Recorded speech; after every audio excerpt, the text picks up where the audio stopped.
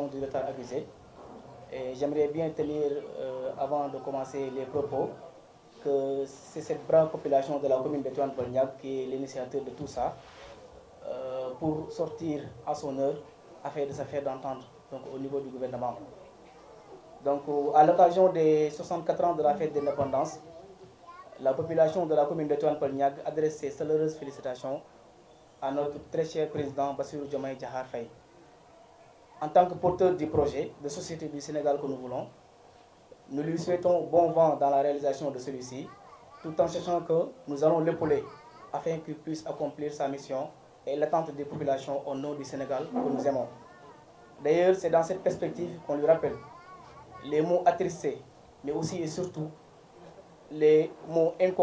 incommensurables de la commune de Tivaouane-Peulh depuis 2014, dont de prime abord l'enclavement. En effet, notre commune qui est pourtant à 30 km du palais de la République n'a pas d'infrastructure de base, notamment de bonnes routes qui peuvent garantir et faciliter la bonne circulation. De même, la population souffre d'une panoplie de problèmes fonciers, l'anarchie sur les habitations et constructions illégales, des maisons autour du lac Rose, l'entreprise Socabek qui ne cesse d'augmenter sa surface illégale qu'elle occupe à Tawfekh Socabek. Nous vivons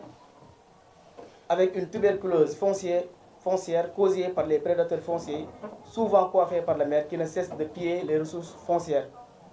Ainsi, nous demandons solennellement à l'État du Sénégal que les travaux sur le littoral soient prorogés pour un audit du foncier dans la commune de Tivaouane-Peulh, particulièrement sur le littoral, afin de mettre nus les lobbies de certaines autorités municipales et du régime sortant. En outre, malgré le boom démographique dans la commune de Tivaouane-Peulh, avec une croissance exponentielle, on est actuellement plus de 200 000 habitants dans la commune, mais la population peine toujours à avoir de l'eau potable.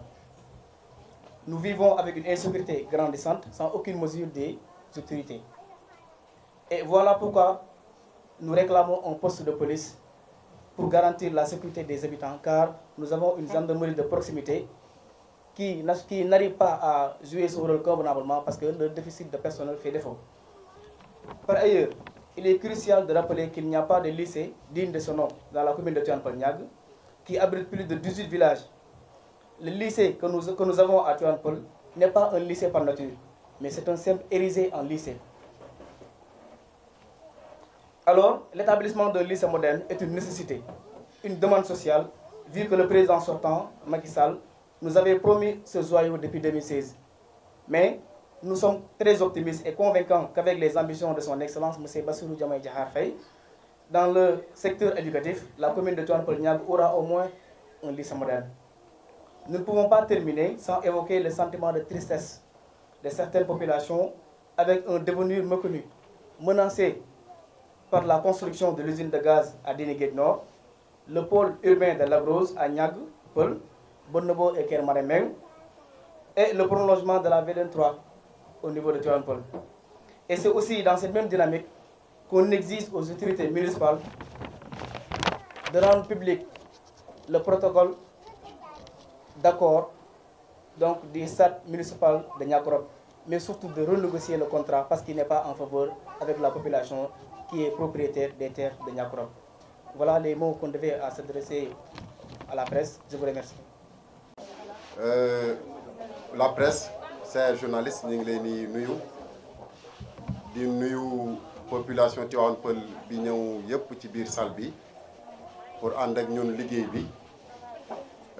Je ne m'étais pas préparé à prendre la parole, mais dinañ ko jéem ndax Niakorab yëpp la ko waxal, donc dinañ jéem sànni ci ay kaddu buñ paree jox le président Ifra mu daal di tëj. Donc li ñuy wax rek mooy li nga xam ne moom le président Ousmane Sow wax muy souhaiter une bonne fête d'indépendance à toute la commune de Tivaouane-Peulh, mais particulièrement au Sénégal. Mais di wax bonne mission au président de la République, son Excellence monsieur Bassirou Diomaye Diakhar Faye. Di ko ñaanal yan bii ñu ko yan suñ borom oyofal ko kàttanal ko dooleel ko te di ñaan Sénégal yëpp ñu gunge ko ndax ku dégg ni mu waxee bis ba muy prêter serment waaye ku dégg na mu waxee démb nga xam ne ndaw la ju am yëg-yëg ju pare pour ñàkk pour réewam pour ñàkk pour Sénégal te yaakaar nañ ne ñàkk pour Sénégal googu dina développer la commune de Tivaouane-Peulh parce que Tivaouane-Peulh dafa bokk ci Sénégal bokk ci département de Rufisque waaye bokk ci région de Dakar muy mel ne nag du teg pression waaye dañuy fàttali ndax yàgg nañoo daje di wax ku ci nekk ci booram di wax ak le président bi nga xam ne moo fi génn ak régime bi fi génn waaye day mel ne daawuñu ñu dégg ñàkk a dégg boobu moo jur tey ba tey ndox mu set amul ci biir Tivaouane Peulh ñàkk a dégg googu moo tax ba léegi lycée amul biir Tivaouane Peulh ñàkk a dégg googu moo tax ba tey yoon yi ñu war a am ngir développer bokk ci dëkk yi ñu war a yi nga xam ne ñooy commune référente yi nga xam ne ñoo nekk ci biir réew mi bokk guñ ci loolu nag moo tax tey ñu ñëwaat tey comme ni ñu koy defee saa su ne daal di dajaloo di fàttali le président Bassirou Diomaye Faye son excellence xam nañ ne fàttewu ko ndax Sénégal suñ borom da leen a may lim leen may mooy koo xam ne xam na BIC xam na ILER xam na BIC xam na ILER mooy xam na tool xam na bureau ku xam tool xam bureau nag di nga mën a dimbali Sénégal di nga mën a defar Sénégal te président boobu lañu suñ borom may ci 24 mars bi ci bëggteef ak càkkuteef ñi nga xam ne ñooy sénégalais yi nekk ci biir réew mi ak ñi nekk ci bitim réew kon kaddu yi du nekk luy gudd Tivaouane Peulh daal comme ni ko président waxee ci discours am démb Sénégal ay jàmbaar lañ waaye sonn nañ waaye commune Tivaouane Peulh ñàgg ay jàmbaar lañ waaye sonn nañ c'est ça la réalité sonn nañ coono goo xam ne foo ko natt weesu na ko am na ñoo xam ne ay gan lañ dañuy ñëw ci biir dëkk bi waaye buñ ñëwee dañu naan ndax fii nii ci région de Dakar la bokk loolu nag ñun ñëpp ku ci nekk am na rôle boo ci war a jouer du yam tey xeex la bu tàmbali woon bu yàgg yàlla dogal ñu koy xeex ba bokk ci ñi nga xam ne ñoo fi jëlee ñi fi nekkoon indi fi ñii fi ne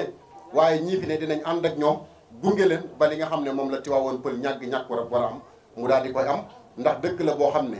li nga xam ne suñ borom da koy maye ñu naan ko ressources humaines muy ay nit yu am xam-xam wala yu am bopp wala yu jàng wala yu nangam wala ay liggéeykat suñ borom jox nañu ko kon la ca des rek mooy taxawaay bi ñu war a taxaw ngir ñu jot lañu war a jot muy mel ne nag fa may daanele rek mooy dalal xelu Tivaouane Peulh ñàgg ak population bi fi yeewu ne leen ñi gunge woon Macky Sall ba mu gañe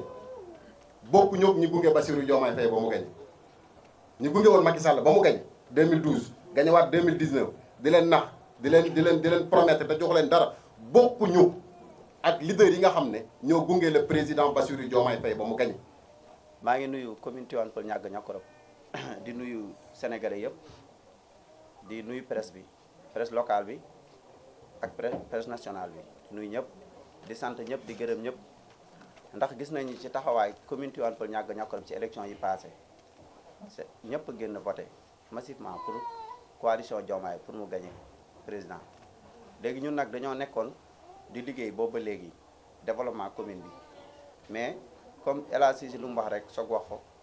dañ ne ñun teguñu benn étape tey pression mais dañuy fàttali ndax commune Tivaouane Peulh ñàgg ñàkkorop dafa yàgg di xeex am électorat yu am doole ci département de Tëngéej di xeex bu métti nag ñëpp di voté Macky Sall président Macky Sall 2012 waa commune bi fol ko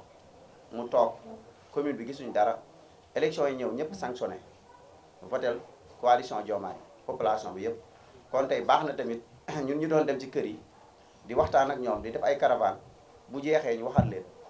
ndax bi ñuy dem dañu leen waxoon projet bi mooy projet bu baax bi ba ñëpp gëm ko adhéré voté kon tey baax na ñu ñëwaat waxaat ak commune bi gëm loo leen ne projet bi ñun li ñu gis ci président bi discours yi mu def yëpp ñun gis nañ ko dégg nañ ko kon dafa wax lu am solo mooy sénégalais li ñu bokk ñoom ñëpp ñoo koy moom kon tey loolu dafa am solo ndax tey sénégalais yi dañoo sonn te loolu ñun ñëpp def nañ constat boobu noonu kon tey dañuy ñaan rek président bi fi nekk mu bañ a fàtte commune Tivaouane Peulh ñàgg ñàkkorop ndax dafa am lu bëri lu fi nekk El Hadj Cissé wax na ko léegi soog wax ko mooy tey problème bi fi nekk mooy li ñuy njëkk a kaas mooy li ñuy njëkk a wax mooy problème sécurité dafay bëri di laajte tali ci biir tamit maire yi fa nekk dañuy root ba seen loxo yi di dàgg mooy côté quartier bool semb ba ci biir kon tey loolu tamit te ñun si Dakar lañu bokk kon tey waratuñu di root ay ndox ci ay teen ak yooyu kon loolu dañuy fàttali président bi na bàyyi xel ci loolu noonu ñuy waxaat tamit problème tey foncier bi ndax gis nañ littoral bi ni ko gars yi def séddoo ko bàyyi waa dëkk bi te dafa am lu ñu tuddee droit coutumier muy suñu cosaan ak suñu ndono te ñun suñu maam ñoo fi dëkkoon kon tey dañoo soxlawaat suñu ak suñu yelleef ñu jox ñu ko ñu ngi tamit nuyuwaat commune bi di nuyu tamit ñi ñu àndal yëpp di sant tamit suñu mouvement national pour le développement du Sénégal di sant jigéen yi ñu àndal yëpp di sant xale yu góor yi ñu àndal jeunesse bi di sant ñëpp ba jëlgaluwaat tamit ci gàddu